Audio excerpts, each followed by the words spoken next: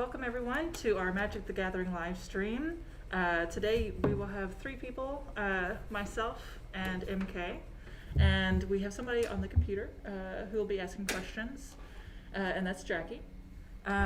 So today, just to let you all know, this will be recorded so that we can view it. You all can view it later if you miss some of the stream, or if you want to come back to it. We also have, if you go to our Cards and Consoles website, on our homepage, lfpl.org, you'll see the banner for Cards and Consoles. Just click on that and you'll see other programs as well, like our Escape Room, Kahoot Trivia, the crafting playlist, and we even have included some top emulated arcade games. So do check that out. After this stream, there will be one more event that is the Rocket League game tournament, and that'll be from 3 to 5. All right, I'm going to turn this over to MK to explain Magic the Gathering. Awesome. So Magic the Gathering is a customizable collectible card game that has been around since 1993. You can buy pre-made decks, which is actually what we're using. Both of us are using pre-made decks. Or you can just buy cards and make your own decks. I'm terrible at making decks. Other people are great at it. Basically, it's a game for 2 or more players, and your goal is to kill the other player or players. The numbers that you see, mine's in green, Sarah's is in blue, those are our life totals. Anytime your life total gets down to 0, you did. There are ways to make your life total go above 20 occasionally. Ours probably won't today, but you're trying to kill the other player before they can kill you. There are a few basic types of cards. There are lands. I'm playing with forests. Lands are what you need in order to play other cards because they produce what's called mana. The symbol of the mana that is produced by this card is at the bottom, so it's the tree symbol. Sarah's playing with blue, so hers is going to be islands with water. And you can also see the full 5-color range of all the cards is on the mat with us. There's an island for comparison. We also have creatures. Creatures are very important because they're how you attack the other player. And every creature has a few things in common. It has a casting cost. Everything that's not a land has a casting cost. This one is pretty expensive. You can see that it costs 5 mana of any color plus 2 that must be green. So 2 green mana plus 5, 7 mana total. We also have the power and health, or power and toughness. So the power is the first number. That's the amount of damage that a creature can deal. And then the second number is the toughness, how much damage it can take. You may also have some special abilities or descriptions elsewhere on this card, like this one has what's called trample, so that even if you block this creature, it could continue dealing you damage potentially. We also have what are called instants. You can play these, as the name suggests, anytime, including the other player's turn, as long as you have enough mana for the casting cost. And usually this is something that happens right away, and then the card is done, and it goes into what's called your graveyard, because you can't access it anymore. In this case, this instant makes any creature +4/+4 until the end of that turn. We also have sorceries, which might seem a lot like instants, but you can only play them on your own turn. In this case, this one would deal damage to another creature, just sort of in the middle of things, not necessarily even in combat. And then finally we have what are called enchantments. These have an effect that stays until the enchantment is destroyed, or in some cases until the creature that it's enchanting is destroyed. So this one, if I put this on one of my creatures, it gets +3/+3 until the end of time, or it dies, whichever comes first. So we've got this lovely playing mat that Sarah designed for us. You don't need a mat to play. They do sell plenty of mats out there. They're nice and squishy. This one is just here to let everybody know sort of where the cards go in general. So lands are going to go here. We'll put our creatures in the middle so that you can see them pretty well. The deck goes here, and again, your graveyard on the side. So graveyards are for instants that have already occurred. They are for creatures who have died. Occasionally you might have to discard if you have more than 7 cards in your hand. A card goes in the graveyard then. There are also some cards that tell you to exile a card, which sounds sort of I don't know, scary. That just means you're no longer able to use that card at all. If we exiled something, we'd probably put it all the way off the playing mat. Never come back to it again. Can't look through a graveyard, no graveyard specific cards, etc. So this is a turn-based game. Sarah's going to go first. So she's going to deal herself 7 cards. I'm going to deal myself 6, and then draw one at the beginning of the turn, which is usually the way things work. Now, if you have a ready-to-play deck, it may tell you not to shuffle. Otherwise, if you're creating a deck on your own, you're going to want to shuffle to make sure that those cards are evenly distributed. And when you look at your hand the first time, if you don't have any land, you should redeal. There's what's called being mana screwed, because you don't have enough mana to play any of the other cards in your hand, and you may just end up discarding card after card. So the turn has a few different phases. We start with what's called the upkeep. If you had any cards that were tapped, you untap them. If you have any creatures with what's called summoning sickness, which I'll explain in a minute, you would untap them as well. And then you would draw your first card. But because it's the first hand turn, Sarah's not going to draw. All right. Also, just to preface this, if you have any questions, Magic the Gathering is very complicated, so please do ask on and comment on our YouTube comment, and Jackie will let us know if you have any questions. Also, I am just a beginner myself, so I might be asking MK some questions, and she will help me. So first, I'm gonna bring out 1 mana, and I have a creature who only costs 1 mana, so I'm gonna bring them out. I'm gonna tap my mana and bring them out. So, oops. The creature I'm bringing out is Merfolk Warrior, and as you can see at the bottom, they only have 1 power and 1 health, and at the top, it only costs 1 mana.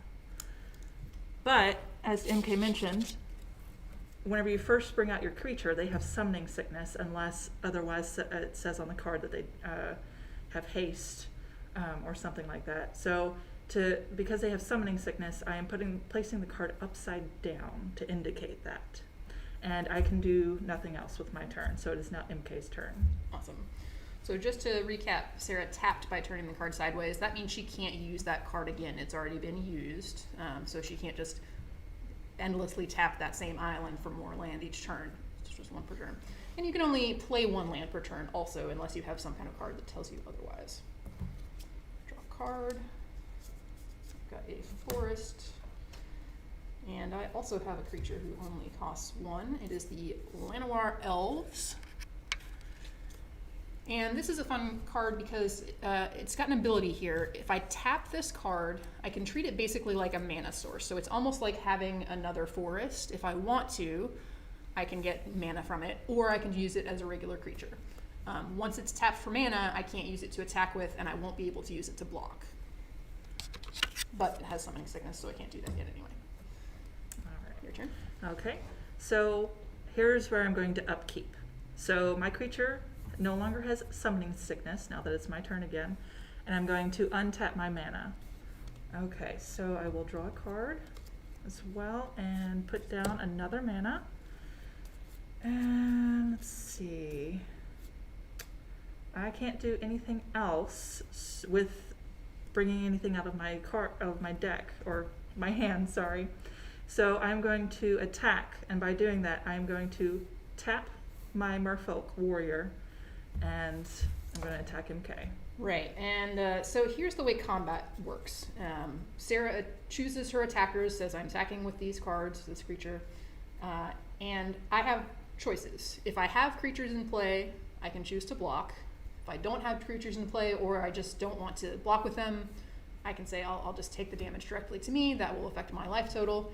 In this case, you'll remember that this card is unblockable, can't be blocked, so I can't do a darn thing about it. I'm just going to go down to a life total of 19.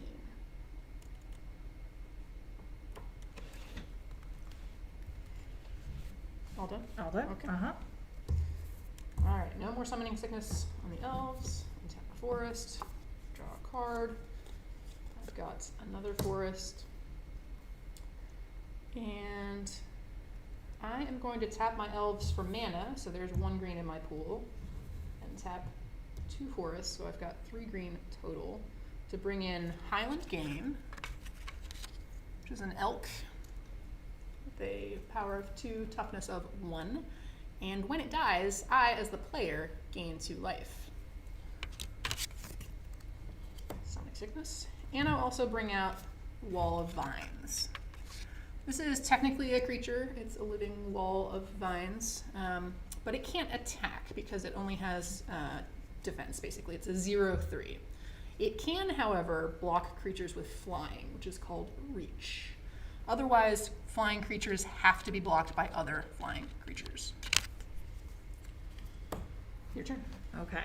All right. I'm going to upkeep, untap my Merfolk Warrior, and draw a card.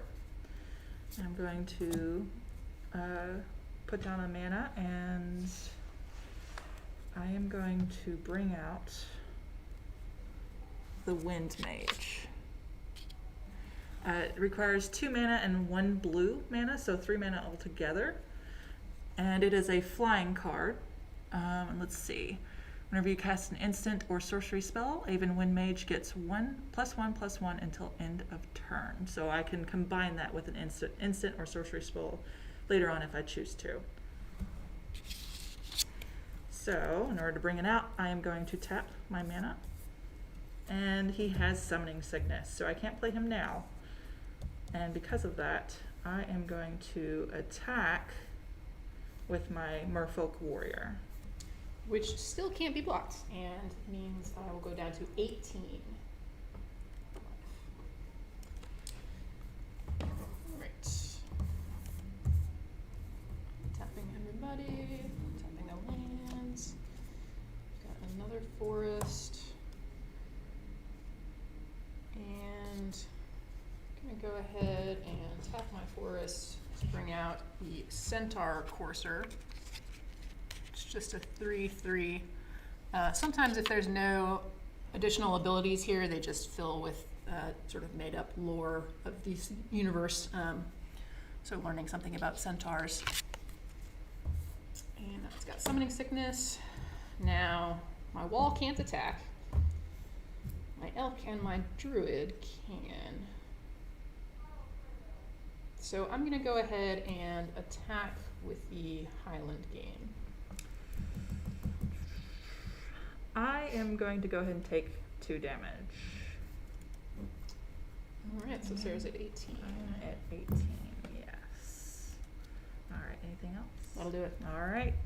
Okay, so I am going to draw a card and upkeep. So I'm untapping my Merfolk Warrior. Aven Wind Mage no longer has Summoning Sickness, and I am untapping my islands. And let's see. I'm going to bring out another island. So I now have 4 mana. And I'm going to tap 3 to bring out the Tolarian Scholar, which is another creature card. He has no special abilities, he's just a creature, but he has attack of, or he has a 2/3 creature. And you'll notice that Sarah only tapped 3 islands because that's exactly what she needed. If you ever tap more mana than you end up using, at the end of that turn you get what's called mana burn. You'll take 1 damage for each excess land you tap, so be careful about how many lands you tap. All right, and let's see. I am going to, since my Tolarian Scholar has Summoning Sickness, I'm going to put him over here. And I have a creature that is flying, and the merfolk that can't be blocked, so I'm going to attack with both. Alright, so remember earlier I said that my Wall of Vines has what's called Reach. It can block creatures with flying. So I am going to block the Wind Mage. Okay. And Wind Mage deals 2 damage to the Wall of Vines, which was a 0/3, so it's fine and doesn't deal any damage. So those just sort of neutralize each other. Still can't do anything about that Merfolk Warrior though, so I am down to 17 life. Okay. Alright.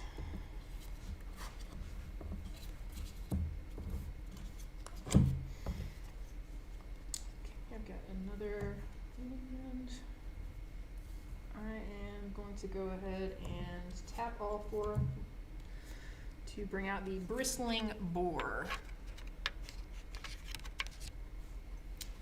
It's a boar, and it's 4/3, and its special ability is that it can't be blocked by more than 1 creature. Sometimes, especially if it's a really big creature, you might decide to assign more than 1 blocker. Can't do it with the boar.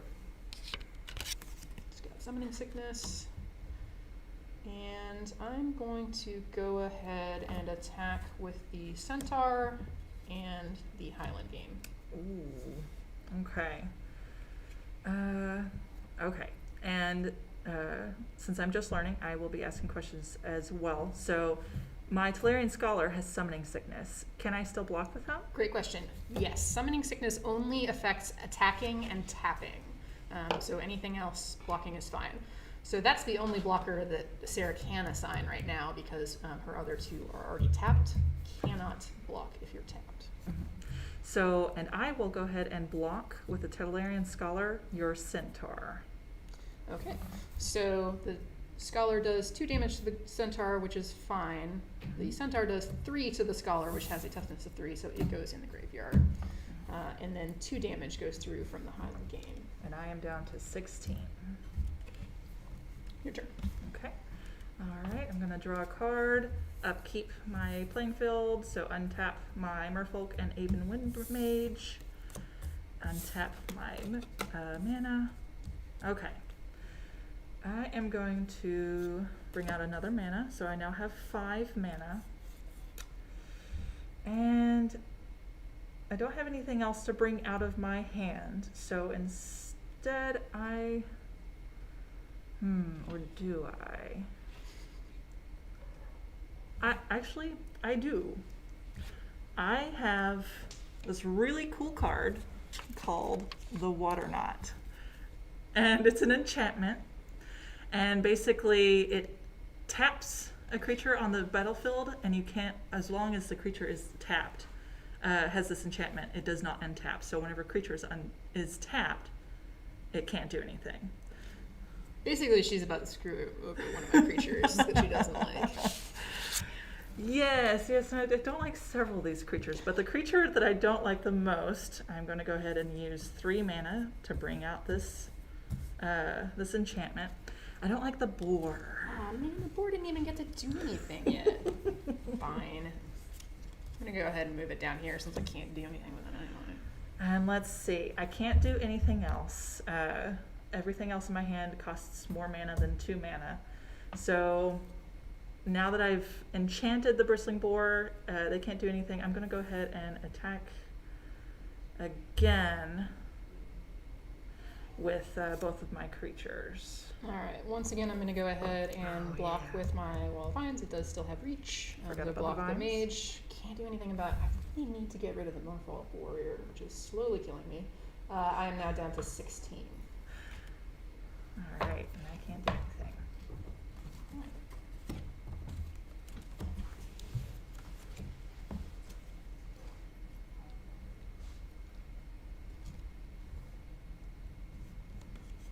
Alright, I'm going to tap 2 forests to bring out the Ursine Champion. It's ordinarily a 2/2, but it has a special ability if I pay enough for it, which I don't even have enough mana right now to pay for it, but if I pay 6, 5 plus 1 green, the champion gets +3/+3 and becomes a bear berserker until the end of turn. I can only do that once each turn if I have the money. The money mana. And it's got Summoning Sickness, so it's hanging out over there. And none of Sarah's creatures can currently block, so I'm going to go ahead and attack with everybody who can. Oh gosh. So the Centaur of the game and the Elves. So 6 in total. 6 in total. Okay, and there's nothing that I can do on my side, so I'm down to 10 points. Your turn. Okay, alright. I'm going to draw a card, and I'm going to upkeep. So that's untapping everything that I had tapped last turn. Okay, and let's see. In my hand I have another mana, so I'm going to bring that out for 6 total mana on the playing field for me. And I am going to go ahead and use that really nifty enchantment card again, the Water Knot. She's got another one. I'm going to use 3 mana. It costs 3 mana to bring it out.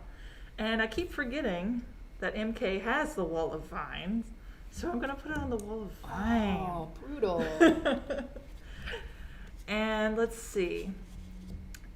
All of your creatures are tapped except the one that has Summoning Sickness, so that one can still block. So I'm going to just attack with both my creatures. Cool, cool, cool. Definitely can't do anything about that, which means I take 3 damage, bringing me to 13.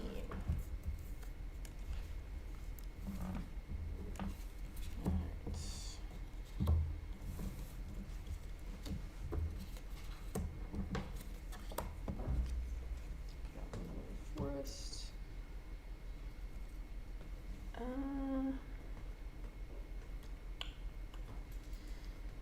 Well, I guess I'm gonna just go ahead and attack with these 3. Okay, let's see. 4, okay, 7.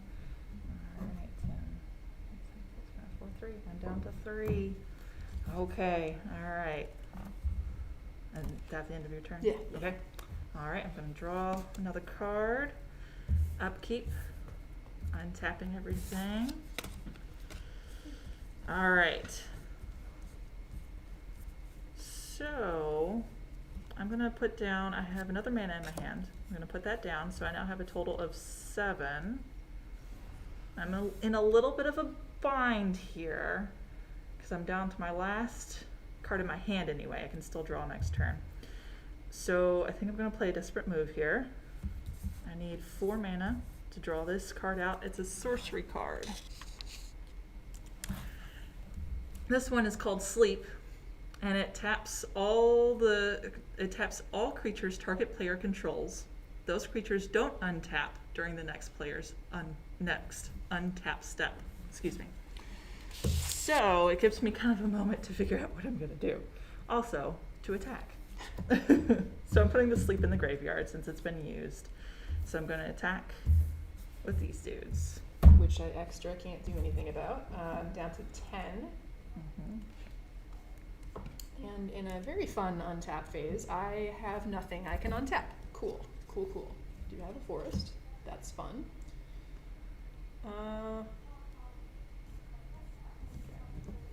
Let's tap all these. See if I get to use this bad boy or not. Got a aggressive mammoth. It's 8/8. That's why it costs so much money. Mana. And it has trample, which means that, for instance, if I attacked with the mammoth and Sarah decided to sacrifice her Merfolk Warrior, the rest of the damage would go to her as a player. It wouldn't all be absorbed. It can't just be a martyr. And it gives all the rest of my creatures trample, which, you know, is cool for me if I get to attack again. Your turn. Okay, let's see. Oh, drew my card. Upkeep. Okay. Alright, let's see. Okay, so this is the card I have in my hand now, and of course I dropped it. It's a pretty good card. It's flying. It's the Riddle Master Sphinx. When the Riddle Master Sphinx enters the battlefield, you may return target creature an opponent controls to its owner's hand. I have a guess here about who she's going to pick, but it's just a guess. So, I'm going to grab the mana that it costs to bring it out. So, 4 any unspecific mana and 2 blue. So, and I can do that even whenever it has Summoning Sickness, correct? Correct, yep. Okay. So, even though my Sphinx has Summoning Sickness, I really don't like that aggressive mammoth. Back in my hand. Get that Cool. back. And I'm going to attack with these 2. Shocking. All right. Down to 7 life.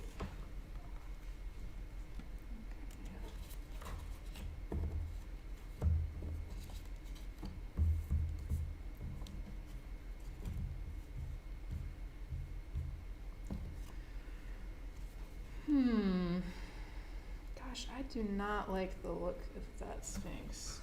gonna tap 2 lands to play this instant called Plummet, which destroys a target creature with flying, and do indeed pick the Sphinx. Bye, Sphinx. Cool while it lasted.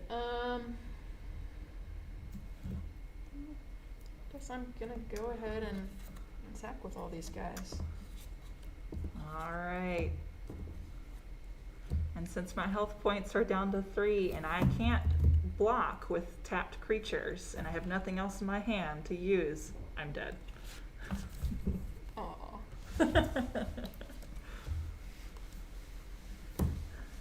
So as I said, these decks are both pre-constructed.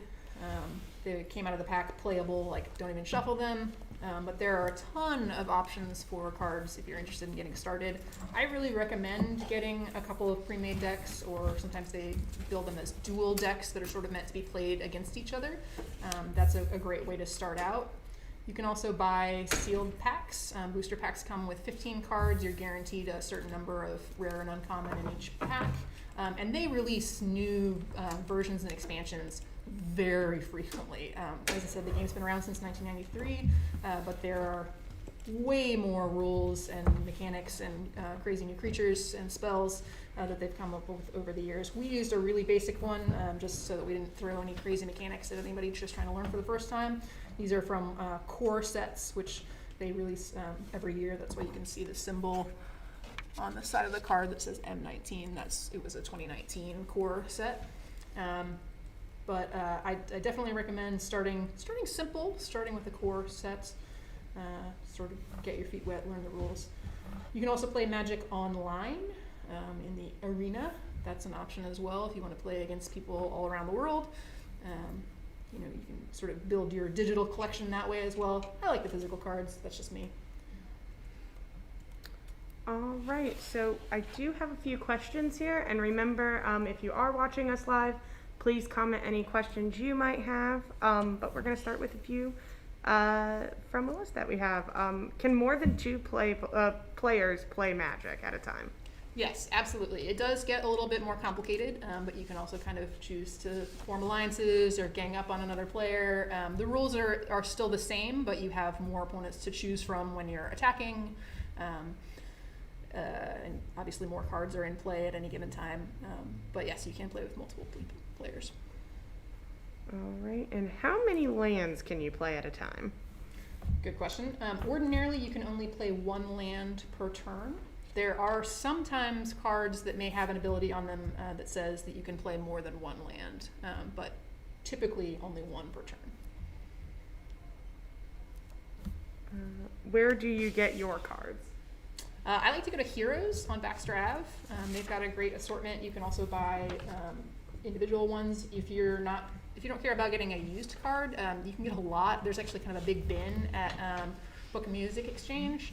You just go digging through, find some cards, buy them in bulk. I have also bought online. I once bought, I can't remember if it was 1,000, just like get what you get in a box, but it was not exactly as described. So there were some cards that had like 15 copies of the same card, and you can only have 2 of the same card in play in your deck at any time. So that was not cool.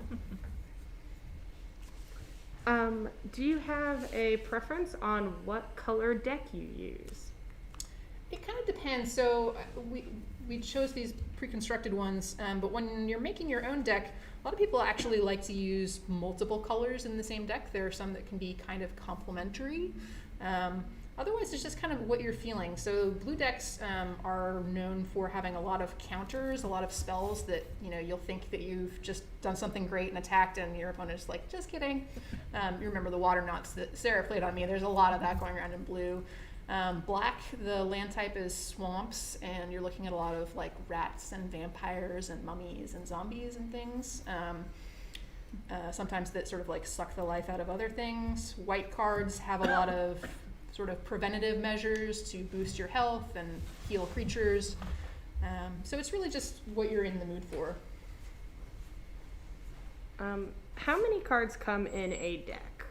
Sure, so we're playing with 30 card decks, which is pretty small. Standard is somewhere around 30 playable cards plus however much land you think you'll need. There's also a style of play called Commander, where you build 100 card decks. I don't play that one. That's a lot of cards, but that's one way you can go. Can you have more than 20 life? You can, absolutely, especially if you're playing a deck like White that adds to your life total. You can be as far above 20 as you want to. It's just that as soon as you hit 0, you're dead. Well, that's good to know. What's the difference between sending a card to the graveyard and exiling it? Right, so we put cards in our graveyard when the creatures died, or if we'd used instants and they were done, or sorceries, and that's pretty standard. There are some cards that will let you either look through your graveyard and put something back in your hand, or shuffle it back into your deck. There are also some cards that say, depending on how many creatures you have in your graveyard, deal that much damage, something like that. So it is, it's still accessible even though they're currently dead. With exile, you're banished. There's no way to look at that card again during that game. There's no way that it can be pulled back in. All right, and we have a question from the chat asking, how did you get into it? I got into it because my older brother started playing it, which I'm realizing now was fairly shortly after the cards were first brought out. But my older brother and his friends started playing, and I love my big brother and was just like, I want to do everything they do. So I bought cards too and was always trying to get them to play, but they were like, nah, we're good. We're just going to play with each other. So for a long time, I just sort of collected them and amassed this large collection of cards. And it wasn't actually until a few years ago as an adult that I found some other people I knew who played, and I was like, oh, we could play this as grown-ups, which has been a lot of fun. Which card is the most valuable? Oh yeah, we were talking about this earlier. There is a card called the Black Lotus, and it is it varies how people list it, but it's listed at least $20,000.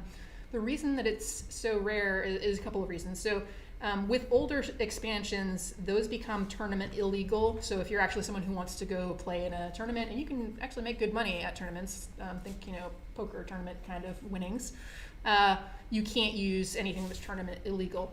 This one is extra tournament illegal because it was back in the era of the very early cards that said terrible things, very powerful. And this one says, choose one of your opponent's cards and tear it into tiny pieces. Well, that doesn't seem like a super sportsman-like thing to do. Yeah, I imagine that you were not super popular if you brought that one out when it was still a thing.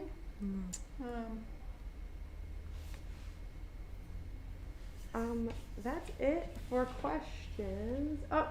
Do you ever play online is actually the question we just got. I have not played Arena Online. I actually used to play a game called Hearthstone that is very similar, but it's a World of Warcraft sort of spin-off universe, so all the creatures are, orcs and warriors and whatnot. So I played that for a couple of years and really liked it, but I have found I don't really like paying for stuff in games, and so I was always playing with just the free stuff that I got for Hearthstone. And my feeling is that if I got into Magic Online, I would start spending a lot of money on Magic cards, which you might guess I already do. So I try to stick to the physical on that rather than the virtual payments. So we have a question, someone who's saying they're a beginner and they want to know, how do you know when you have a good card? When you have a good card. So that's a great question. So some of it has to do with, since these are all core of the same rarity, we're not going to see anything different, but when you get a pack, the symbol will be in a different color, basically, depending on how rare it is. So you're guaranteed in those booster packs to get one that's going to have a gold symbol that's more rare than the rest of the pack. So that's one way to know, because you're getting one that's rarer that not as many people have. But the other thing is just trying it out to find out if you have a good card. Honestly, a good card doesn't necessarily cost a lot. It's just a card that's going to serve you well. Like Sarah's Water Knots, every time we play and she drops one of those, I'm like, oh, she's got that Water Knot again. That's a great card. But a great card in the hands of someone who doesn't know how to use it isn't that great a card. Sarah, you started learning this recently. Do you feel like there's any good advice for beginners that you have? My apologies, everybody. I had to step out real quick. I had a tickle in my throat. Going slow and asking a lot of questions. Like I said earlier, this is really complicated, and it is intimidating at first, but the more you play, the quicker your rounds will go, and the quicker you will learn. I personally have the preference of the blue pack. Basically, like MK was saying, you'll find that you really are drawn to certain decks. And I really enjoyed the Water Knot enchantment and the cards of the blue deck. So just starting off with a deck that you feel most comfortable with is a good way to start out. I also do, again, really recommend starting out with something closer to a core set, not one of the newest expansions necessarily, because there are going to be more confusing rules and abilities for the cards. I've played before with friends who had fancy decks, and it became this crazy logic puzzle trying to figure out, well, the instant that I just played, does that take effect before the thing that you just played, and does it resolve after the damage here? Are they both still alive? And we're constantly looking rules up, and that's not super fun. It disrupts the flow of the game.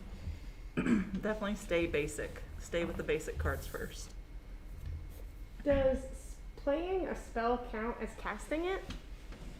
Yeah, so technically even playing a creature is casting a creature spell. So yes, anytime you play a card, you're casting that card. Great. Do you have a favorite creature that you enjoy or that you like to pull out in games? Yeah, I have a couple of vampire cards. Baron Singer is one that comes to mind, where it's he can turn into a bat, so he has flying. So he's a big creature, also like 7/7 if I'm remembering. Ooh. Probably not remembering. 5/5 or 7/7. He's a big guy though. That's my problem though, is that I gravitate toward big, like the Mammoth, those big, beefy, expensive cards, and so often you'll have one in your hand from the very beginning and have to wait and wait and wait before you can play it because they're super expensive. So it's good to balance out your deck so that some of them are cheaper and you can get them out faster, so you have time to get to the bigger ones. Yeah. All right. We could try playing just another speedy one. Yeah. Now that we've explained a little bit, we will, noisily shuffle for just a second. And resetting our life counters at 20.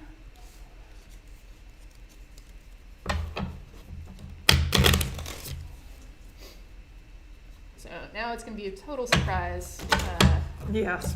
Spoiler, I stacked our decks so that I knew a little bit what we would both have available to us. Now we won't, so it could be interesting. I could possibly end up with a hand that has all creature cards, no mana. Or the reverse. The reverse. All land, no creatures. We'll see. I should mention that when you draw your first hand, if you have 0 land, you can show that to your opponent and say, I have 0 land, I'm going to go ahead and mulligan. But if you have at least 1 in your hand, you have to sort of penalize yourself for any reshuffle with 1 fewer card in your hand. Are you going first or second? I'll go first this time. All right. 1, 2, 3, 4, 5, 6, 7. 5 and 6. And I've got a forest. And your turn. All right. I have an island. Do I have anything I can bring out? Not at the moment. Your turn. Another forest. And got that Ursine Champion again, the 2/2. And I can pump up if I have enough mana in one day. Something surprise. Go. All right. I have mana. I'm going to draw a card. I have a defender creature called the Wall of Mist that I can go ahead and bring out. It is not an attacker. It doesn't have any attack points. It's 0, but it does have a defense of, or health of 5. but it is a creature, so it has Summoning Sickness, and I am tapping 2 of my mana to bring that up. Nice.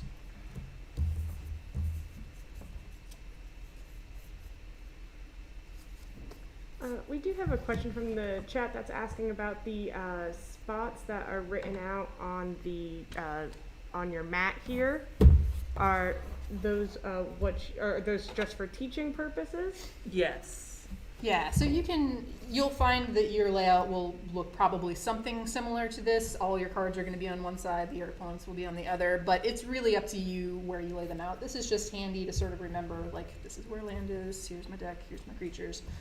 Depending on how many creatures you have, you saw that we got a little bit, packed up here, so you may need more room to maneuver as you tap and untap. I am going to tap 1 to bring out those elves again. You might remember this is a creature that can act as a mana source. It's got Summoning Sickness. And since Sarah has that wall, it doesn't really make sense for me to attack. I mean, I could do it, but I'll just tap something for now. I'm just gonna chill for now. All right. Okay, I have 1 mana in my hand, so I'm laying that down. I should have upkeeped first and drew first, but it is what it is. So everything's untapped. I'm drawing my card. I've laid down a mana. I now have 3 mana. Can I bring anything out? No. And I can't attack with my Wall of Mist, so it's your turn. Nice.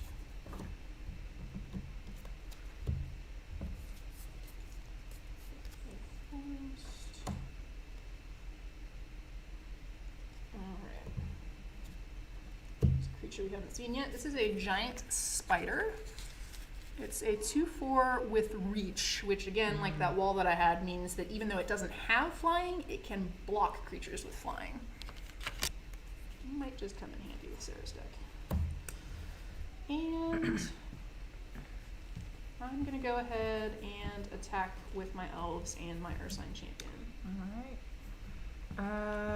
And that is, so the elves are 1 and the Ursine Champion is 2, so that's 3, so I can block with my So you can wall. block one of them. Right, right. I forgot about that. I can only block 1. So I'm going to choose to block the Ursine Champion, and do I have to tap to block? No, you do not tap when you block. All right, so I'm going to go down 1, so I'm down to 19. Your turn. All right. I'm drawing a card and don't have any upkeep to do, so I'm going to put down another mana. I'm up to 4 blue mana, and I finally have enough mana to bring out my Snapping Drake, which is a flying creature. So he has Summoning Sickness, so I'm putting him upside down, and I can do nothing else.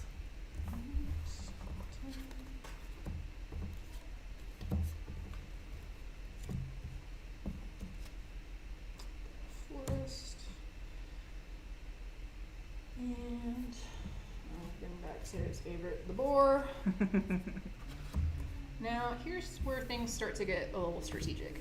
So I have to choose here between attacking and potentially dealing damage to Sarah, but also having my creatures available to block when she wants to attack. So I'm thinking specifically of the Drake, which has flying, so I kind of want to leave my giant spider untapped, which leaves just these guys.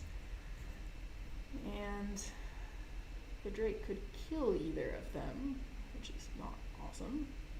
So I think I'm just gonna chill again. Okay. All right. Let's upkeep. So my Snapping Drake no longer has Summoning Sickness. I am untapping all of my blue mana, and I'm drawing a card. Let's see. Looks like I should have shuffled a little better this round.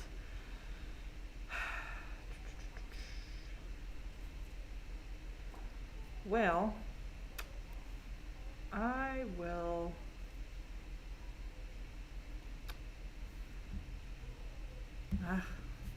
nothing else I can really do. I'm gonna attack.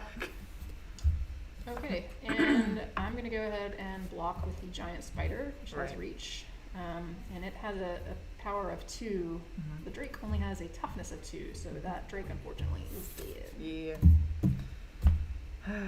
And one thing that I should have mentioned much earlier is that combat damage resolves after the end of the turn. So if somebody's still alive, they basically regenerate to their full toughness again the next turn. Yeah. All right, your turn.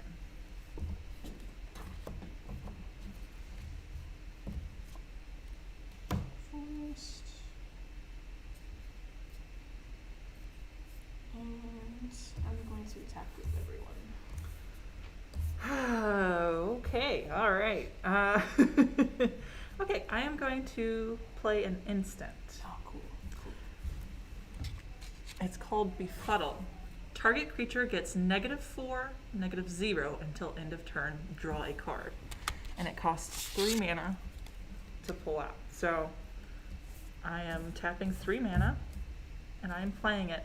And I choose to play it on the Bristling Boar. Cool. Course. So essentially, I just attacked with a 0/3 creature. Uh-huh. That's fun.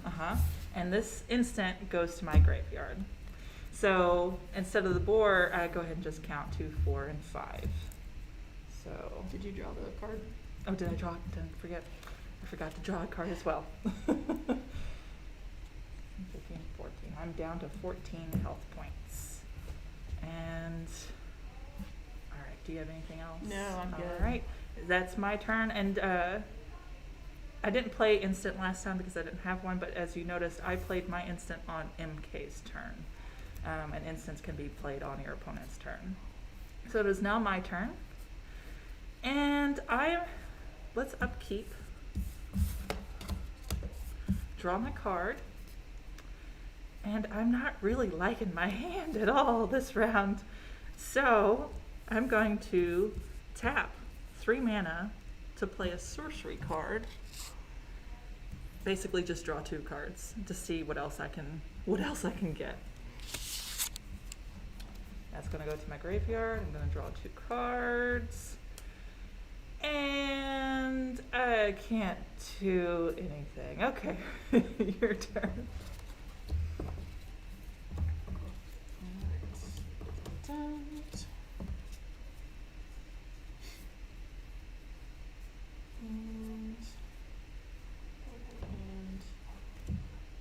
Bring the Highland game back. It's that elk. When it dies, I gain 2 life, but it is a 2/1 creature. Summon sickness. It was fun last time, so I'm gonna go ahead and attack with all 4 again. See where that gets me. All right, and I can't do anything. Well, so you can block with the wall. Oh yes, You can that pick one is of those true. guys.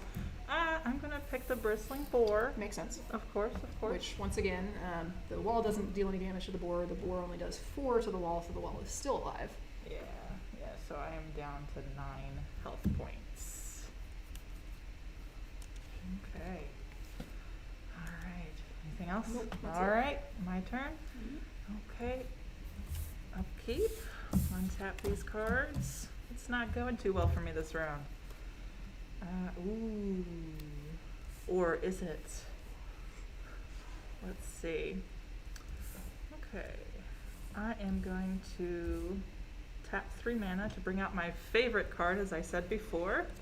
The Water Knot. Bye, boar. Bye. So this boar is Go now away. permanently tapped. And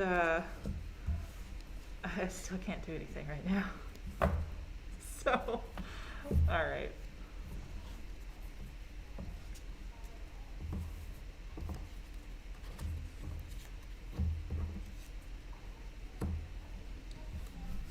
Let's see.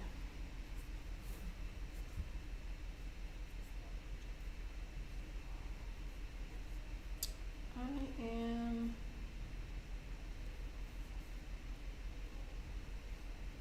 going to pay 6 for the first time to make my Ursine champion into a 5/5 creature until the end of turn. And it's a bear for some reason, I'm not really sure. Oh no. And it's gonna attack with everybody else. Okay. All right. Okay. Okay, so, and how much did you say this one It's a was? 5/5. 5/5. So I'm gonna block with the Wall of Mist. Okay. And because it's a 5/5, they just cancel each other out. Well, it kills it. 'Cause Kills it can this. only take 5. Yeah. Right. Okay. All right. So I don't get that. I just only get 5. So I'm down to 4 health points. Great. Alrighty. Okay. All right. Okay. All right. My turn. Let's see if I have any more mana. Let's see. I have 4 mana currently. Let me draw a card. I'm going to use all of my mana Oh, I don't like that. to bring out the Snapping Drake. But he has Summoning Sickness, so I can't do anything else.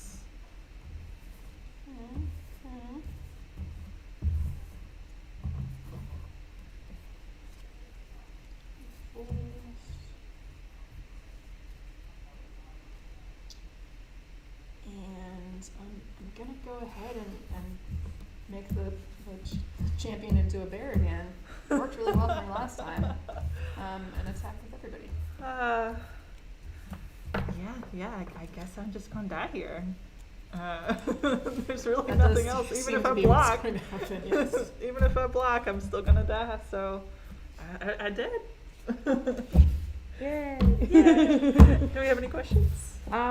Just one. How long have you guys been playing Magic the Gathering? So I've been playing since I was a kid. We have been playing together. I taught Sarah how to play a few weeks ago. Yeah, for about 1 month now. Yeah. Yeah.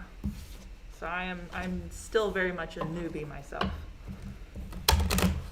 But that's the last of our questions. All right. I will go ahead and plug again. If you are interested, we do have the Rocket League game tournament. This is for teens only. Just let you know, and it will be on Discord. But that is from 3 to 5. Do go to our homepage, lfpl.org, and there should be a big banner with cards and consoles. Click on that, and you'll see our full page. And it should have the Rocket League, the whole schedule of events. And again, there are passive programs like the Escape Room, the Kahoot Trivia, a crafting playlist, and some of the top emulated arcade games. Do check that out. And thank you all for attending our live stream. All right, we have one more question. Yeah. Has Sarah ever won against MK, or does MK keep winning?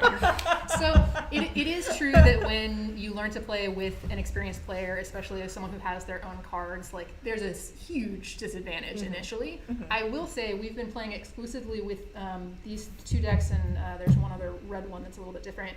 And Sarah has definitely beaten me in these games. It is true. I swear it. Oh. All right. Thank you, everyone, for coming to our live stream. I hope you all enjoyed today, and hopefully we can do this again sometime. Take care, everyone.